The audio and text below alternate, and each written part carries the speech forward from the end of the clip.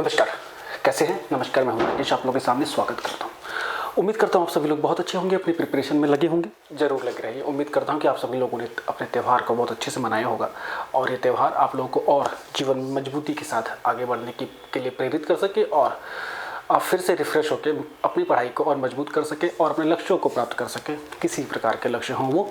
विगत कुछ दिनों से करीब 2 हफ्ते से लगातार क्लास नहीं हो पा रही थी, कई सारे कारण थे। पहले तो थोड़ा सा बीमार, हल्का फुल्का एलर्जिक प्रॉब्लम। आप लोगों ने कई सालों से नोटिस किया होगा कि इस सीज़न में ऑलमोस्ट मुझे हर साल ये प्रॉब्लम होती है। तो एलर्जिक प्रॉब्लम्स होती हैं, फिर वायरल हो जाती है, ये समस्याएं आती हैं। इसके बाद फिर त्यौहार और फिर एक लंबा ले ओवर हो गया। फिर से आप लोग के सामने हैं और चीज़ों को लेके जहाँ से चीज़ें छोड़ी थी वहीं से चीज़ें लेके आगे बढ़ने की कोशिश कर रहे हैं। करंट अफेयर से शुरुआत किया है, बिकॉज करंट अफेयर्स एक मोस्ट इम्पॉर्टेंट टॉपिक होता है और स्टार्ट करने के लिए इससे बढ़िया कोई विषय हो नहीं सकता है, जो कि सभी परीक्षाओं के लिए इक्वली इंपॉर्टेंट होता है। बहुत इंपॉर्टेंट है ये सुपर टेट के लिए, ठीक है। मुझसे मत पूछेगा कब होगा, उसके लिए बहुत इंपॉर्टेंट जब भी होगा। आरओ के लिए बहुत इंपॉर्टेंट है। खैर, आप लोगों के हाँ, एक छोटी सी लाइन और मैं वीडियो जल्दी फिनिश कर दूंगा। बस थोड़ा सा आप लोग को धन्यवाद बोलना चाहूँगा, जो आप लोगों के बहुत सारे शुभकामना संदेश मिले। आप सब लोगों का दिल से सम्मान।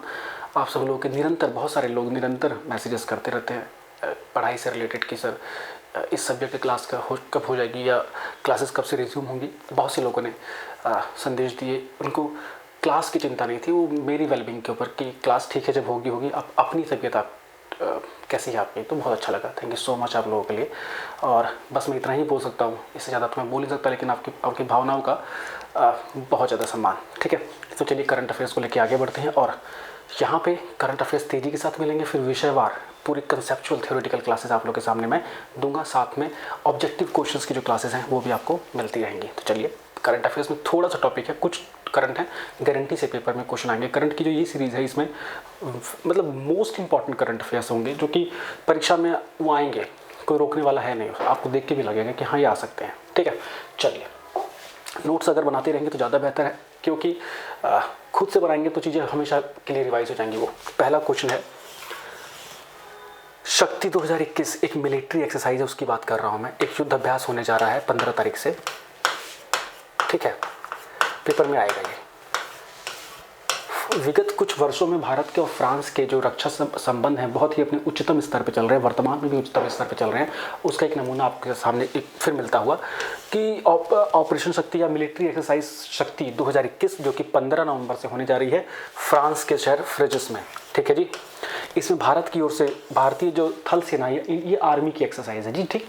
तो इंडिया की ओर से गोरखा राइफल की जो इन्फेंट्री बटालियन है वो भाग लेगी और फ्रांस की तरफ से marine infantry regiment 6 light armed brigade जो है वो हिस्सा लेगी। और ये मिलिट्री एक्सरसाइज कहाँ होने जा रही है? फ्रेजस, फ्रांस में।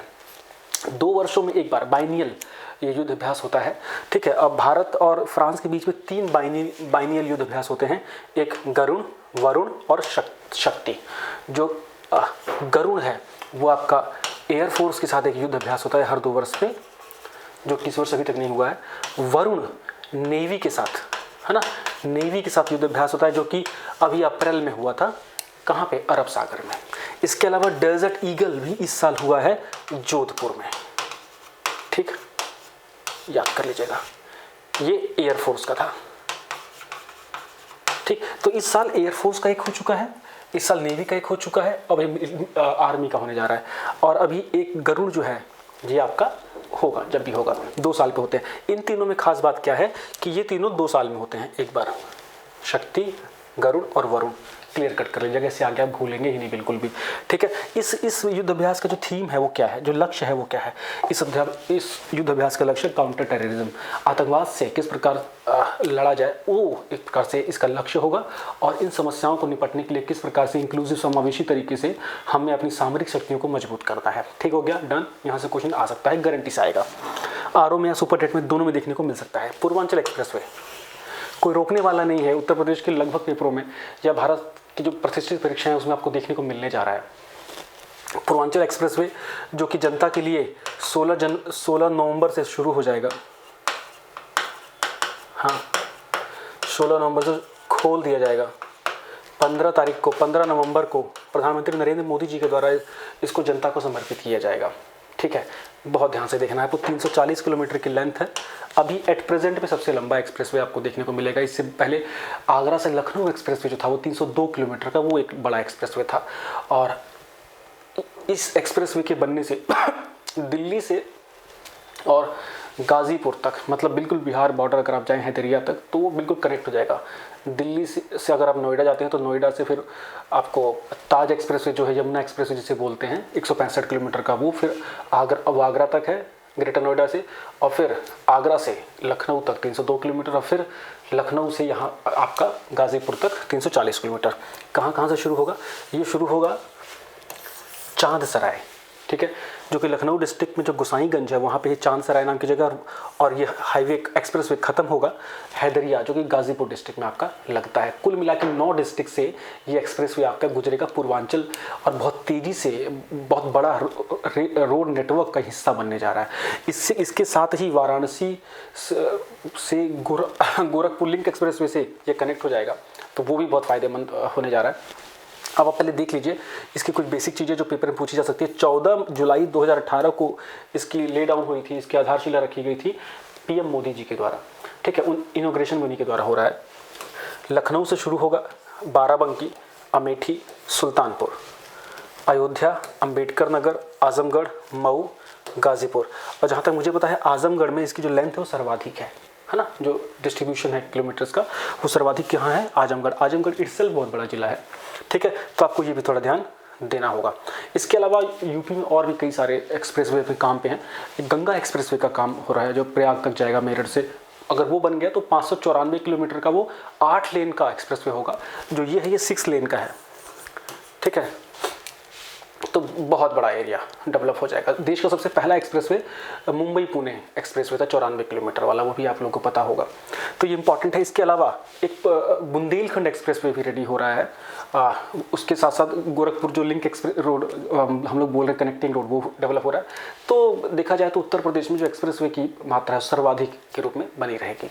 तो यहाँ से जितने भी क्वेश्चन बन सकते हैं लगभग आप लोगों को पेपर में देखने को मिल सकते हैं। दूसरा करंट अफेयर देखेंगे, यहाँ से क्वेश्चन गारंटी से आ रहा है।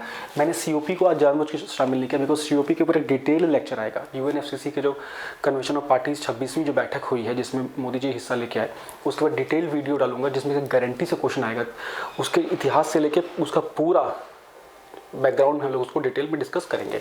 इसलिए इसमें हम सिर्फ क्लाइमेट चेंज पर परफॉर्मेंस इंडेक्स देखेंगे जो कि अभी आ गया है 2022 के लिए। क्लाइमेट चेंज परफॉर्मेंस इंडेक्स है ना, तो जलवायु परिवर्तन प्रदर्शन सूचकांक 2022 लागू कर दिया गया, मतलब कि उसकी रिपोर्ट आ गई है, जो कि जर्मन की एक संस्था है क्लाइमेट एक्शन नेटवर्क कैन, है ना, इस संस्था के द्वारा ये रिपोर्ट जारी की जाती है हर वर्ष। और इस बार 66 देशों में इन्होंने फिर से अपनी स्टडी की रिपोर्ट को प्रदर्शित किया है। ये 2015 के पैमाने पे 2015 का जो पेरिस क्लाइमेट डील हुआ था, उस एग्रीमेंट हुआ था, उसके बाद उसके एग्रीमेंट के अनुसार कौन सा देश क्या परफॉर्मेंस कर रहा है, 14 अलग अलग इंडिकेटर्स हैं, उनको 4 भागों में बांटा गया है। उसके आधार पर क्या प्रदर्शन है किन देशों का, उस पर रैंकिंग तैयार होती है। G20 में भारत की रैंकिंग बहुत सर्वश्रेष्ठ है। भारत 10वें नंबर पे है 66 देशों में, अमेरिका 55वें नंबर पे है, चीन 37वें नंबर पे, रैंक 1 को डेनमार्क है, स्वीडन 2 पे और नॉर्वे 3 पे। ये नॉर्डिक नेशन के देश है। यूके जो है वो नंबर 7 पे आपको दिखाई देता है, ठीक है। ये बहुत इंपॉर्टेंट है कि इंडिया की रैंकिंग, इंडिया इसका मतलब लगातार एक अच्छा कार्य कर रहा है। 2005 से ये रैंकिंग जारी की जाती है। अगर हम इसको देखें कि कौन सा एग्रीमेंट इसका आधार है, तो 2015 वाला Paris climate agreement, Paris deal. अब इसमें देखिए जो 14 इंडिकेटर्स हैं उसको 4 भागों में बांटा गया है। पहला, ग्रीन हाउस गैसेस के ऊपर को रोकने के लिए देश कितना काम कर रहे हैं, उनके काम का 40% वेटेज होता है उनकी रैंकिंग में। नवीनीकरण ऊर्जा, रिन्यूएबल एनर्जी पे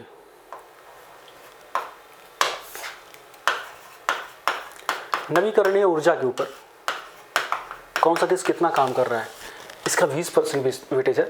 एनर्जी यूज, ऊर्जा का जो प्रयोग है उसके ऊपर 20% वेटेज है। क्लाइमेट पॉलिसी, जलवायु को लेकर क्या पॉलिसी है किसी पर्टिकुलर देश की, वो उसकी रैंकिंग में 20% हिस्सेदारी रखती है, ठीक। आपको इसको भी देखना होगा, ठीक है।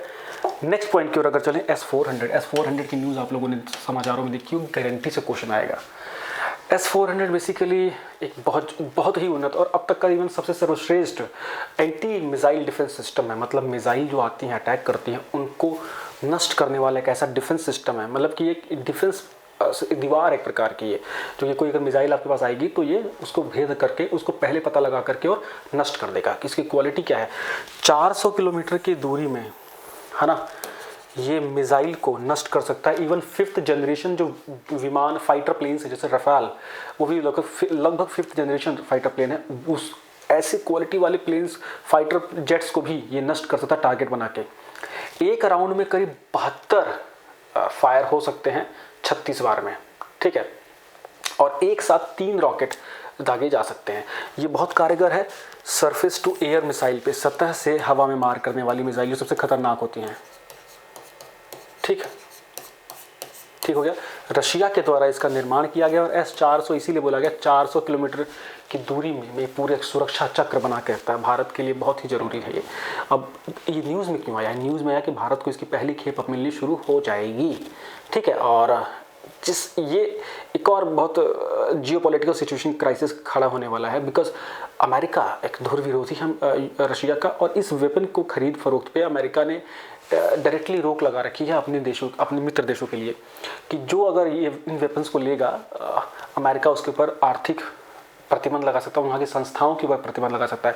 और हाल ही में भी ये देखा गया है कि तुर्की, जो कि उनका नाटो सदस्य देश भी था, उसने भी S-400 को प्रोक्योर किया था और उसके ऊपर ये एक्ट इन्वोक किया गया है, काटसा, CAATSA 2017 में एनेबल्ड किया गया ये एक्ट है ना, countering America's adversaries through sanction act 2017। इस एक्ट के तहत काटसा के तहत प्रतिबंध तुर्की पे लगा दिए गए। ये क्या है कि अगर मतलब शत्रु देश या मित्र देशों, ऐसे प्रतिबंधित देश से अगर आप कोई सामरिक वस्तु लेते हैं तो अमेरिका जो है वो प्रतिबंधित कर सकता है आपको अपने उपकरणों से, और आपके कुछ फर्म्स को भी बैन कर सकता है जो कि उस पर्टिकुलर देश के साथ ट्रेड कर रही हैं, ठीक है। तो यहाँ आप देखना होगा कि भारत के केस में क्या होता है, बिकॉज ये काफ़ी समय से चीज़ें चली जा रही थी। भारत इस समझौते पे उसने डिसॉल्व नहीं किया और वो आगे बढ़ा था। अब देखते हैं क्या चीज़ें रहती हैं। तो इसमें अभी कई दिनों ये न्यूज़ में बना रहेगा, तो इसलिए आपके लिए ये थोड़ा सा इम्पॉर्टेंट है। आपको देखना होगा कि भारत डिफेंस में बहुत सारे ऐसे उपकरण को ले रहा है जो कि बहुत उन्नत है। इसके साथ साथ जो इंडिजिनस डेवलपमेंट पे भी काफ़ी काम कर रहा है, कि आत्मनिर्भर अभियान के तहत कि जो कुछ ऐसे भी उपकरण हैं जिनका खुद से निर्माण किया जा रहा है ना, और उनके एक्सपोर्ट, उसके इंपोर्ट को बैन कर दिया गया है। और विगत कुछ समय में भारत ने काफ़ी बड़े पैमाने पे खरीदें भी की हैं, अमेरिका से भी काफ़ी बड़े पैमाने पे खरीद की हैं, जैसे हम लोगों ने डिस्कस किया था 1-2 लेक्चर पहले, चिनूक हो गया, अपाचे हो गया, है ना, इनको। तो खैर आज का लेक्चर एक प्रकार से इंट्रोडक्टरी था। 3-4 करंट अफेयर लिए थे, स्ट्रॉन्ग करंट अफेयर लिए गए थे, गारंटी से 4 करंट अफेयर पेपर में आने के लायक हैं और पेपर में आएंगे। अगर आपको अच्छे लगे तो ज़रूर नोट डाउन करिएगा, और चैनल पे अब सक्रियता बढ़ेगी और अपनी प्रिपरेशन को मजबूती करने के साथ साथ अपनी सेल्फ स्टडी के लिए पूरा समय निकालिए। स्वस्थ रहिए, संभल के रहिए। Thank you so much, bye bye.